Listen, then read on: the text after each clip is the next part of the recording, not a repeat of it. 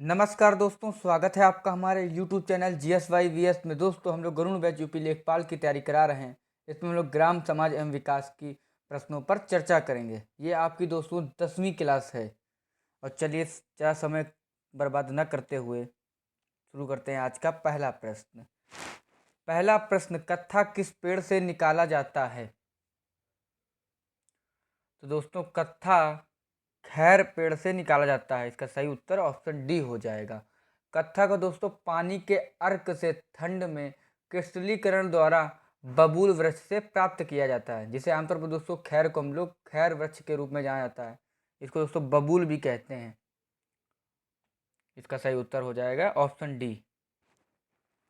Next, दूसरा प्रश्न, मृदा स्वास्थ्य कार्ड योजना कब शुरू हुई थी? तो मृदा स्वास्थ्य कार्ड योजना 2015 में शुरू हुई थी। ऑप्शन सी इसका सही उत्तर हुआ था, सही होगा। और देश के दोस्तों सभी किसानों को मृदा स्वास्थ्य कार्ड जारी करने के लिए राज्य सरकारों की सहायता के लिए योजना शुरू की गई है। और इसमें दोस्तों मृदा स्वास्थ्य कार्ड किसानों को उनकी मिट्टी की पोषक स्थिति के बारे में जानकारी प्रदान करते हैं और साथ ही मृदा स्वास्थ्य और इसकी उर्वरता में सुधार के लिए पोषक तत्वों की उचित खुराक की सिफारिशें भी करते हैं। इस योजना का यही मकसद है। नेक्स्ट, तीसरा प्रश्न, निम्नलिखित में से कौन सिंचाई का स्रोत उत्तर प्रदेश में सिंचाई का सबसे लोकप्रिय स्रोत है? दोस्तों इम्पोर्टेंट प्रश्न है बहुत ज़्यादा। ये आपका मैं इससे पहले भी करा चुका हूँ। इसका सही उत्तर हो जाएगा ट्यूबवेल। ऑप्शन बी इसका सही उत्तर हो जाएगा। ये दोस्तों राज्य में 71.8% सिंचित क्षेत्रों को कवर करता है। और पहला नलकूप उत्तर प्रदेश के मेरठ में 1930 में डूब गया था। और भूजल का उपयोग करने वाले दोस्तों नलकूप लघु सिंचाई के अंतर्गत आते हैं। आपके मेरठ, एटा, फिरोजाबाद, बुलंदशहर, सहारनपुर और अलीगढ़ राज्य के ऐसे जिले हैं जो बड़े पैमाने पर नलकूपों से सिंचाई करते हैं।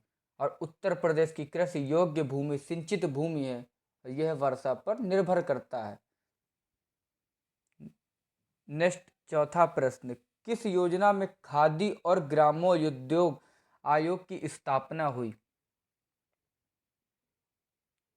तो इसका सही उत्तर हो जाएगा दूसरी योजना। दूसरी योजना में खादी और ग्रामोद्योग आयोग की स्थापना हुई। ये दोस्तों खादी और ग्रामोद्योग आयोग द्वारा भारत सरकार द्वारा अप्रैल 1957 में, याद रख लीजिएगा 1957 में संसद के अधिनियम खादी और ग्रामोद्योग आयोग अधिनियम 1956 के तहत गठित एक वैधानिक संस्था है तथा दूसरी पंचवर्षीय योजना तथा कथित महिलानुविस शैली विषयक पर आधारित है। और दूसरी योजना सार्वजनिक क्षेत्र के विकास और तेजी से औद्योगिकरण पर केंद्रित है। दोस्तों यही याद करिए, ज़्यादा इंपॉर्टेंट इसमें मेन चीज़ें याद रख लीजिए कि दोस्तों इसका उद्देश्य था तेजी से औद्योगिकरण पर केंद्रित है इस योजना का। तथा तीसरी पंचवर्षीय योजना दोस्तों गेहूं के उत्पादन में कृषि वृद्धि पर केंद्रित है। नेक्स्ट, पांचवा प्रश्न, भारत के निम्नलिखित में से कौन सा राज्य गन्ने का सबसे बड़ा उत्पादक राज्य है? तो इसका सही उत्तर हो जाएगा आपका ऑप्शन बी, उत्तर प्रदेश। दोस्तों 90% प्रश्न यूपी लेखपाल में आपके उत्तर प्रदेश से आएंगे, लेकिन आपको एक बार प्रश्न जरूर देख लीजिएगा कि वो उत्तर प्रदेश का है या नहीं। ये नहीं कि आप उत्तर प्रदेश ऑप्शन लेगा तो आपने उत्तर प्रदेश लगा दिया। आप एक बार जरूर देखिएगा, अगर लगे, अगर ना भी आए तो वैसे 99% श्योर आप उत्तर प्रदेश कोशिश करिएगा कि पढ़ के जाइए। अगर बाई चांस अगर नहीं भी आ रहा है तो आप उत्तर प्रदेश लगा सकते हैं। उत्तर प्रदेश का दोस्तों इसमें गन्ने का सबसे बड़ा उत्पादक राज्य है। और उत्तर प्रदेश का निर्माण दोस्तों 1937 में किया गया था, याद रख लीजिएगा। और 1950 में उत्तर प्रदेश के रूप में नामित किया गया था। राज्य की दोस्तों राजधानी लखनऊ है। उत्तर प्रदेश दोस्तों सबसे बड़ा गन्ना उत्पादक राज्य है, जिसके बाद दूसरे नंबर पर महाराष्ट्र है। और उत्तर प्रदेश को भारत का चीनी का कटोरा भी के रूप में भी जाना जाता है। और दोस्तों उत्तर प्रदेश भारत का सबसे बड़ा गेहूं उत्पादक राज्य भी है। नेक्स्ट, छठा प्रश्न, किसके शासन के दौरान पटवारी को बदलकर लेखपाल कर दिया गया था? तो इसका सही उत्तर हो जाएगा आपका चौधरी चरण सिंह। ऑप्शन बी उसका सही उत्तर हो जाएगा। चौधरी चरण सिंह जो पूर्व प्रधानमंत्री थे, उनके शासनकाल में पटवारी का नाम बदलकर लेखपाल कर दिया गया था। नेक्स्ट 7वां प्रश्न, किस राज्य में सबसे अधिक आम पैदा होता है? तो इसका भी दोस्तों सही उत्तर हो जाएगा आपका उत्तर प्रदेश। ऑप्शन सी इसका सही उत्तर हो जाएगा उत्तर प्रदेश। आम उगाने वाले राज्य दोस्तों हैं आपके उत्तर प्रदेश, आंध्र प्रदेश, कर्नाटक, बिहार, गुजरात और तमिलनाडु तथा 23.447 यानी कि 23.47% और उच्चतम उत्पादकता के साथ आम उत्पादन में उत्तर प्रदेश पहले स्थान पर है। ये जून अगस्त से आम का उत्पादन करते हैं दोस्तों उत्तर प्रदेश में। और उत्तर प्रदेश इसकी अर्ध उपोष्ण कटिबंधीय जलवायु के साथ आम के उत्पादन के लिए सबसे उपयुक्त है। नेक्स्ट 8वां प्रश्न, निम्नलिखित में से कौन सा एक सूक्ष्म पोषक का उदाहरण है? तो सूक्ष्म पोषक का उदाहरण है दोस्तों लोहा। ऑप्शन सी इसका सही उत्तर हो जाएगा। लोहा इसका सूक्ष्म पोषक का उदाहरण है आपका। नेक्स्ट, जिसमें ज़्यादा आप डीपली पढ़ने से कोई फ़ायदा नहीं, इसके अंदर ज़्यादा नहीं आता, सोचिए कि आपको इसके बहुत ज़्यादा अंदर भी आए। और दोस्तों अन्य भी आपको याद रखें तो सूक्ष्म पोषक तत्व आपके हो जाएंगे पोषक तत्व जो पौधों द्वारा बहुत कम मात्रा में आवश्यक होते हैं। इनमें दोस्तों जस्ता, तांबा, लोहा, मैग्नीज, बोरान, मोलिब्डेनम और क्लोरीन शामिल हैं आपके, याद रख लीजिएगा, इंपॉर्टेंट है ये चीज़। नेक्स्ट 9वां प्रश्न, राजस्व विभाग के अधिकारियों द्वारा विराट ड्राइव के तहत लगभग कितने मामलों का निपटारा किया गया है? दोस्तों राजस्व विभाग के अधिकारियों द्वारा विराट ड्राइव के तहत लगभग 4.43 लाख मामलों का निपटारा किया गया है। इसका सही उत्तर हो जाएगा ऑप्शन सी। और दोस्तों दिसंबर 2020 में उत्तर प्रदेश सरकार ने विरासत यानी कि प्राकृतिक उत्तराधिकार ड्राइव लॉन्च किया, यानी विरासत ड्राइव लॉन्च किया। और यह गांवों में उत्तराधिकार के अधिकारों पर भूमि विवाद को समाप्त करने और तहसील और जिला स्तर पर संपत्ति के मुकदमे को हल करने के लिए 2 महीने का अभियान है। और दोस्तों उत्तर प्रदेश की कला और संस्कृति भी याद रख लीजिएगा दोस्तों, यहाँ पर पारंपरिक संगीत होता है, कजरी, सोहर, कव्वाली, रसिया तथा लोक नृत्य है दोस्तों, कथक। और भोजन दोस्तों यहाँ पर होता है कोफ्ता, करी और चावल, कढ़ी चावल और कबाब। नेक्स्ट 10वां प्रश्न, 2 पौधों के बीच बुआई की दूरी को कहा जाता है? तो 2 पौधों की बुआई के बीच की दूरी को कहा जाता है इंट्रा रो स्पेसिंग। ऑप्शन डी इसका सही उत्तर हो जाएगा इंट्रा रो स्पेसिंग। दोस्तों सटीक कृषि क्षेत्र में सही जगह और दर पर इनपुट लागू करने के लिए एक दृष्टिकोण के रूप में उभरा है और इष्टतम फसल विकास के लिए सबसे उपयुक्त है। ये दोस्तों सब कहने की बातें होती, किसान अपने मन से ही करता, ही थोड़ो नहीं कि आपका ये सब 2 पौधों के बीच की बुआई की दूरी इंट्रा रो स्पेसिंग, उससे अगर किसान से अगर ये बात कहोगे तो उसको कुछ समझे नहीं है, लेकिन आपको याद रखना है। नेक्स्ट 11वां प्रश्न, इनमें से किसकी उपस्थिति के कारण लाल मिट्टी लाल रंग की हो जाती है? तो दोस्तों इसका सही उत्तर हो जाएगा ऑप्शन ए आयरन। आयरन का सही उत्तर हो जाएगा। आयरन उपस्थिति के कारण लाल मिट्टी लाल रंग की हो जाती है। इसको दोस्तों लोहे को, इसको आयरन को लोहा भी बोल सकते हैं। लोहे की उपस्थिति के कारण लाल मिट्टी को अपना रंग मिल जाता है। और लोहा दोस्तों फेरिक ऑक्साइड के रूप में मौजूद है जो मिट्टी के कण पर पतले कोटिंग्स के रूप में होता है। नेक्स्ट 12वां प्रश्न, निम्नलिखित में से क्या गेहूं की किस्म नहीं है? दोस्तों गेहूं की किस्म नहीं है पूछा गया, इसका सही उत्तर हो जाएगा आपका राजा मुड़ी। राजा मुड़ी जो कि गेहूं की किस्म नहीं है। राजा मुड़ी जो कि दोस्तों लाल चावल की एक किस्म है। ऑप्शन डी इसका सही उत्तर हो जाएगा राजा मुड़ी जो कि लाल चावल की एक किस्म है। और सोनालिका दोस्तों विविधता देर से बोने के लिए बहुत उपयुक्त है, ये जंग के लिए बहुत प्रतिरोधी है। अब इसके अंदर का आपको नहीं, बस ये रखिएगा कि तीनों आपकी गेहूं की किस्म है। अब इसके अंदर को डीपली जाने की जरूरत नहीं है, इतना अंदर आपसे नहीं पूछेगा। नेक्स्ट 13वां प्रश्न, उत्तर प्रदेश भूमि राजस्व अधिनियम की धारा 14 के तहत कौन से क्षेत्र शामिल हैं?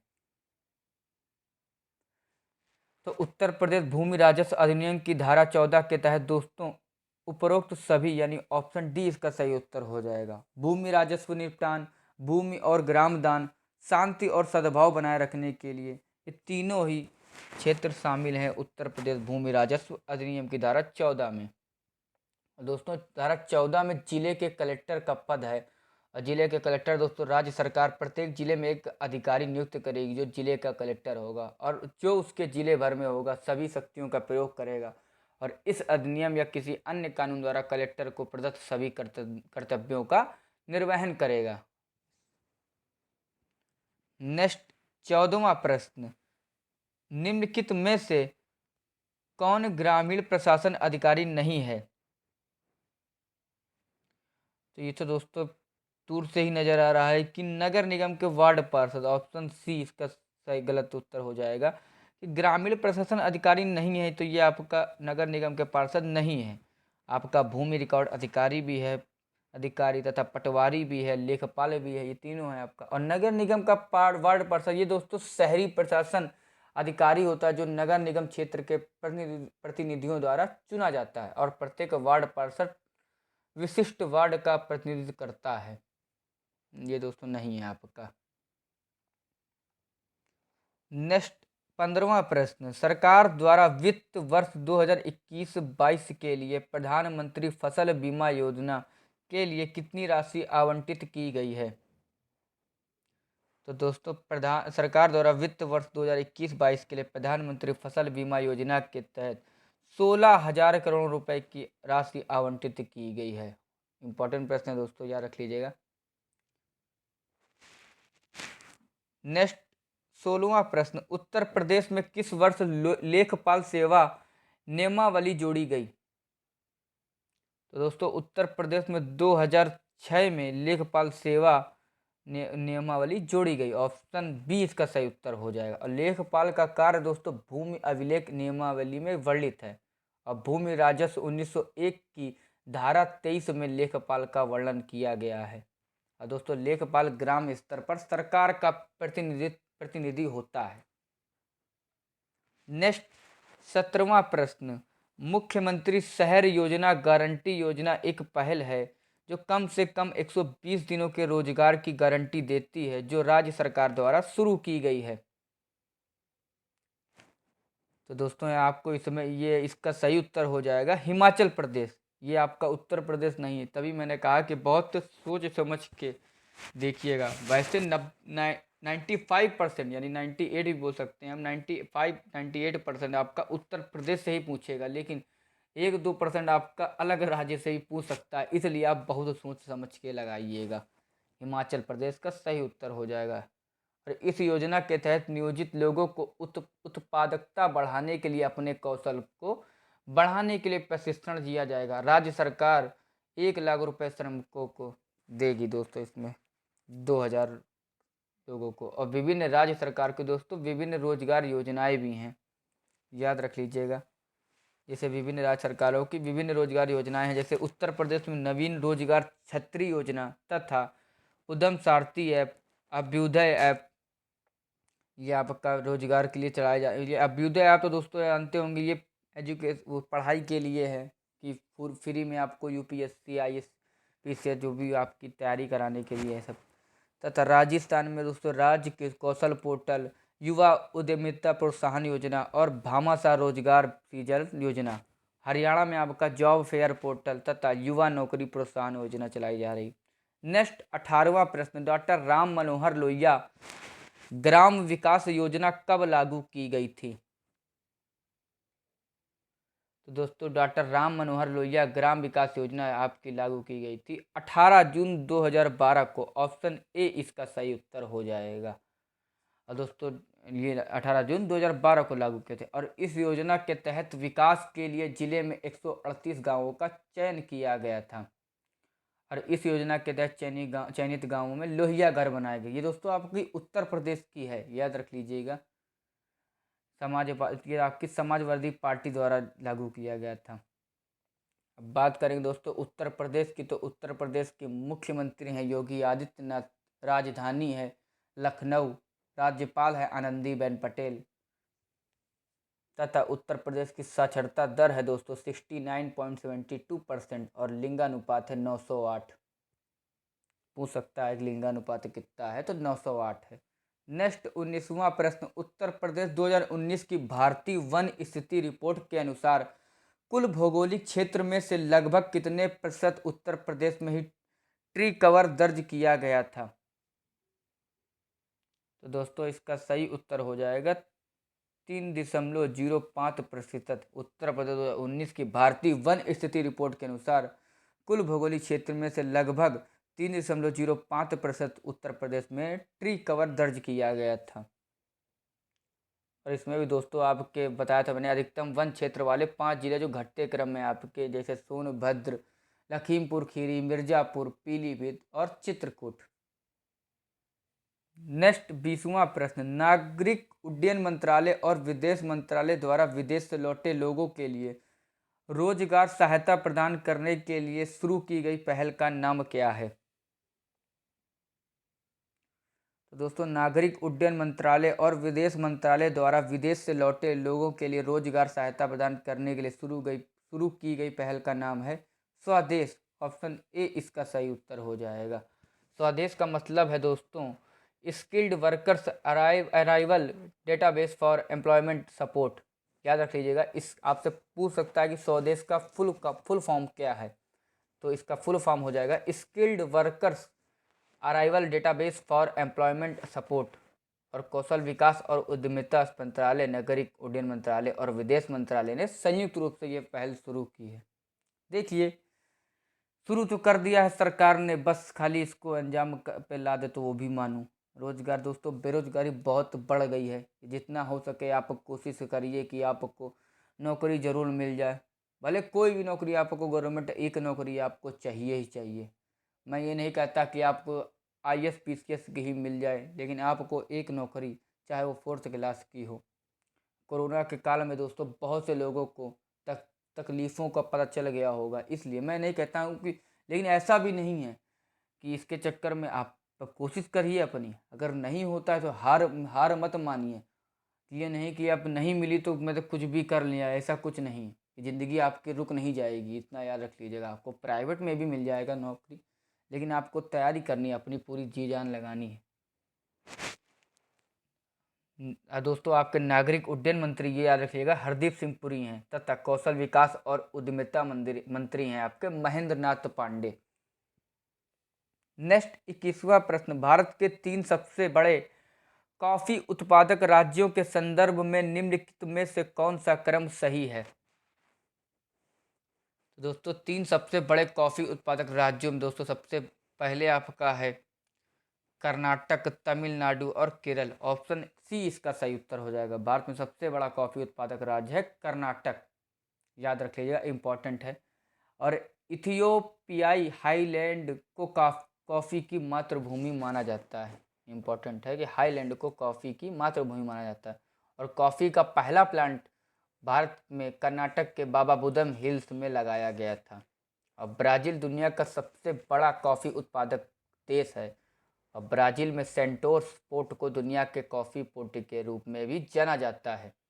याद रखिएगा दोस्तों भारत में कॉफ़ी की 3 किस्में हैं, कॉफ़ी रोबस्टा, कॉफ़ी अरेबिका और कॉफ़ी लाइबेरिया। नेक्स्ट 22वां प्रश्न, निम्नलिखित में से कौन सा विकल्प जड़ों का समूह है? आपसे पूछ सकता है कि दोस्तों इसमें से जड़ें कौन सी हैं। आते होंगे प्रश्न, आप देखिए। मैं आपको दोस्तों ऐसे प्रश्न नहीं कराऊंगा जो आपके एग्ज़ाम से रिलेटेड नहीं हो। मैं वही कराऊंगा जो, आप ये भी नहीं कि मैं कोई भगवान तो हूँ नहीं कि मैं आपको सब वही बताऊँ, लेकिन अपनी तरफ से जो पिछले प्रीवियस से पेपर निकाल करके देख करके बहुत वैसे मैंने कराया है। तो इसका सही उत्तर हो जाएगा, जड़ों का समूह है वो हो जाएगा आपका गाजर, चुकंदर और मूली। ये आपके जड़ से रिलेटेड हैं। और दोस्तों जड़ वो परिभाषा कहलाएंगे इसको कि पौधे का वह भाग जो मिट्टी के नीचे छिपा होता है वह आपका जड़ कहलाता है। ये तो आपको सभी को पता होगा। और जड़ें मिट्टी के कणों को बांधती हैं और पौधे को जमीन पर स्थिर रखती हैं।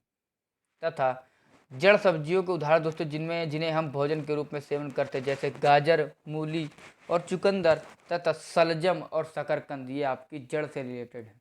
और अदरक, आलू और हल्दी तना सब्जियों के एक उदाहरण है। इंपॉर्टेंट है दोस्तों, याद रखिएगा कि अदरक, आलू और हल्दी तना सब्जियों के एक उदाहरण है।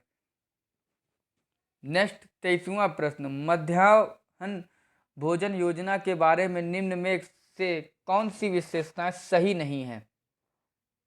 तो मध्याह्न भोजन योजना के बारे में दोस्तों निम्नलिखित में विशेषता सही नहीं है, वो हो जाएगा आपका स्कूलों में सफाई बढ़ाना। ऑप्शन बी इसका गलत उत्तर हो जाएगा। कि दोस्तों मिड डे मील योजना, ये दोस्तों आपका जो दुनिया का सबसे बड़ा विद्यालय में खाना खिलाने वाला कार्यक्रम है का उद्देश्य है नामांकन, प्रतिधारण और उपस्थिति को बढ़ाना और साथ ही साथ बच्चों के बीच पोषण स्तर में सुधार करना है। और ये दोस्तों योजना भारत के पूर्व प्रधानमंत्री पीवी नरसिम्हा राव द्वारा वर्ष 1995 में शुरू की गई थी। इंपॉर्टेंट है, याद रखिए, पूछ सकता है आपसे कब शुरू की गई। तो 1995 1995 में शुरू की थी। और इस योजना का उद्देश्य है कि छात्र नामांकन बढ़ाना, बच्चों में पोषण स्तर में सुधार करना। यह छात्र उपस्थिति को बढ़ावा देने में मदद करता है और न केवल बच्चों के लिए बल्कि माता पिता के लिए भी एक प्रोत्साहन के रूप में कार्य करता है, क्योंकि इसमें एक निहित सब्सिडी भी है और उन बच्चों के लिए आकर्षण है जो अन्यथा स्कूल जाने के लिए अनिच्छुक हैं, उनको ये प्रोत्साहन के रूप में देता है। नेक्स्ट 24वां प्रश्न, किसको ब्रिटिश शासन से पहले भूमि की माप की एक इकाई के रूप में जाना जाता था? अब भूमि का आकार विविध था। बंगाल में अंग्रेजों ने इसे लगभग 1/3 एकड़ में मानकीकृत किया था। तो दोस्तों बीघा, ऑप्शन बी इसका सही उत्तर हो जाएगा। बीघा को ब्रिटिश शासन से पहले भूमि की माप की एक इकाई के रूप में जाना जाता था। ऑप्शन बी इसका सही उत्तर हो जाएगा। ज़्यादा दोस्तों इसके अंदर डीपली जाने की कोई ज़रूरत नहीं, आपसे इतना अंदर आपसे नहीं पूछेगा। नेक्स्ट 25वां प्रश्न, 2011 में निम्नलिखित में से किस राज्य में अनुसूचित जनजातियों की जनसंख्या का प्रतिशत देश में सबसे अधिक है? तो दोस्तों इसका सही उत्तर हो जाएगा आपका ऑप्शन ए मिजोरम। 2011 में दोस्तों मिजोरम राज्य में अनुसूचित जनजातियों की जनसंख्या का प्रतिशत देश में सबसे अधिक है। इम्पॉर्टेंट है, आपसे पूछ सकता है एग्जाम में कि देखो 2011 की जनगणना के अनुसार अनुसूचित जनजातियों का अधिकतम अनुपात निम्नलिखित राज्यों में सबसे अधिक है। जैसे मिजोरम में 94.8%, नागालैंड में 86.5%, मेघालय में आपका 86.1% और अरुणाचल प्रदेश में आपका 68.8% है आपका देश में दोस्तों। और लक्षद्वीप केंद्र शासित प्रदेश है जिसमें अनुसूचित जनजाति जनसंख्या का 94.8% ये भी आपका, ये दोस्तों लेकिन केंद्र शासित प्रदेश है, याद रखिएगा सबसे अधिक है। दोस्तों आई होप आपको वीडियो अच्छी लगी हो। अगर अच्छी लगी हो तो लाइक करें, कमेंट करें एंड चैनल को सब्सक्राइब करें। धन्यवाद।